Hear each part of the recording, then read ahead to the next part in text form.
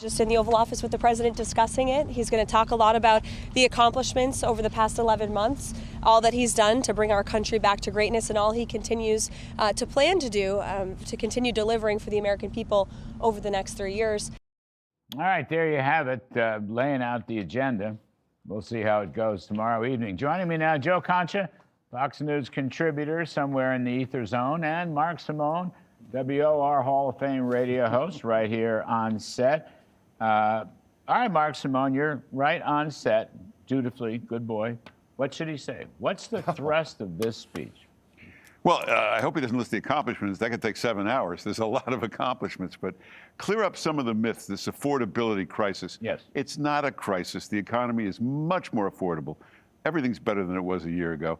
So go through that and also point out in January, most people don't realize, that's when the big, beautiful bill kicks in. That's when people are going to get a tax break. And from what we hear, it's going to be quite a startling tax break everybody's going to get. So clear up that affordability myth, point out gas prices have really, really dropped, and explain some things, the narco-terrorists and all that, and the value of that. And don't let people just get conned by the fake news all the time.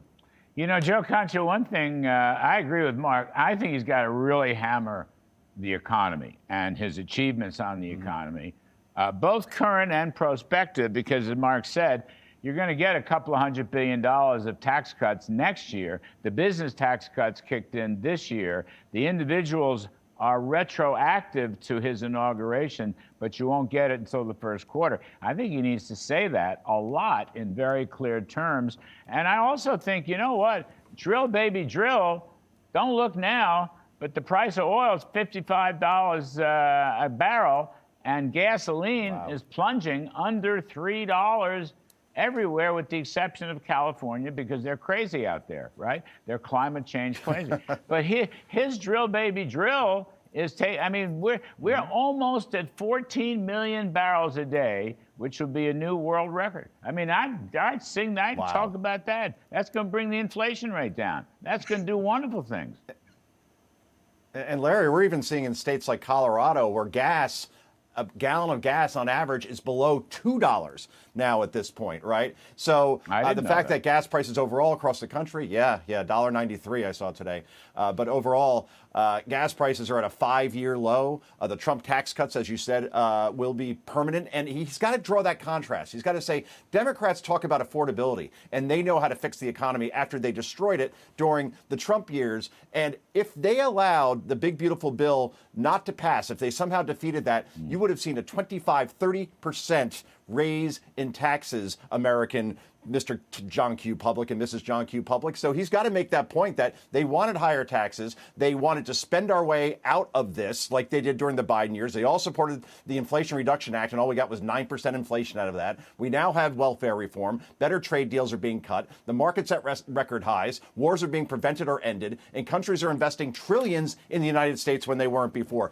Tell the positive story. Optimism wins every time. I mean, he's got to really focus on the economy, Mark. He must focus.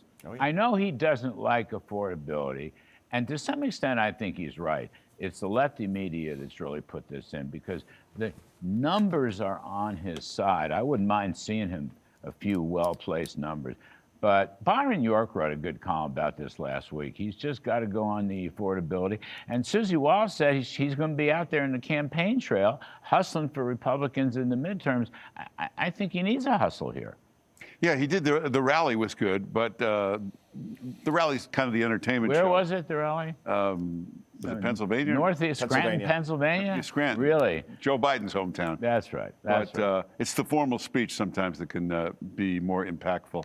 And economy, very important. And talk about the jobs that have been created.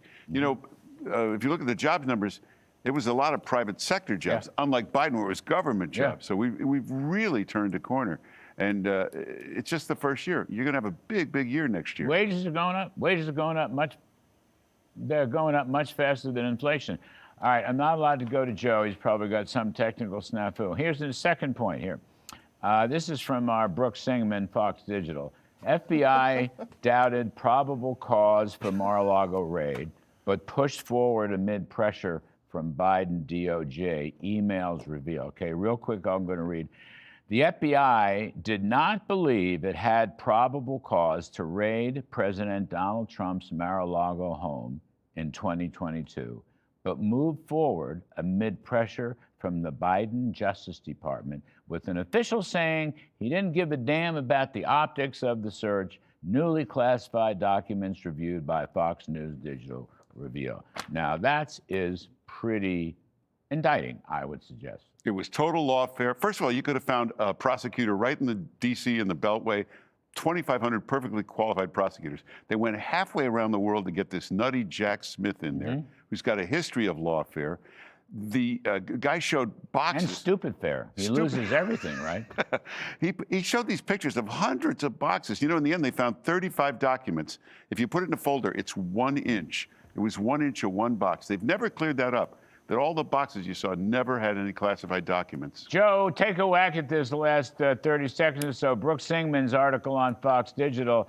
The FBI did not believe it ever had probable cause to raid President Trump's Mar-a-Lago home back in 2022. They did it anyway under pressure from the Biden Justice Department. This is this may be the clearest evidence yet of the weaponization.